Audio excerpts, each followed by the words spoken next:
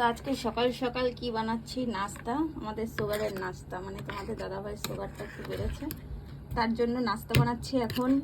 এটা হচ্ছে আটা দিয়ে লঙ্কা পেঁয়াজ দিয়ে ব্যাটার তৈরি করে নিয়েছি, আর এখন আমি তাওয়ায় অল্প একটু তেল দিয়ে ওর মধ্যে রুটির মতো ভেজে নেব।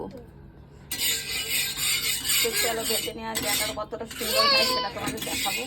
খেতেও ভালো লাগে, তোমরা সবাই খেতে পারো এরকম রেসিপি। চলো এর মধ্যে ব্যাটারটা দিয়ে দিই। কম টাইমের মধ্যে হয়ে যায় খাবারটা। এটা হচ্ছে তোমার কুড়েমির ব্যাপার, ঠিক আছে? আর কিছু না, কুড়েমি না, এটা কম এর মধ্যে হয়ে যায়, টাইম লাগে না। ও উঠে স্নান টান করে যাওয়ার জন্য রেডি, তো আমারও হয়ে যায় তাড়াতাড়ি করে।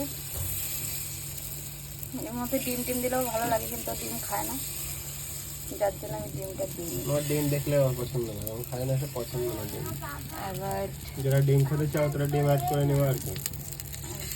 ডিম খেতে অপছন্দ করে না, ফালতু বকো না, অপছন্দ করে না, কিন্তু ও খেতে এখন গরমের জন্য খেতে চায় না, তাই।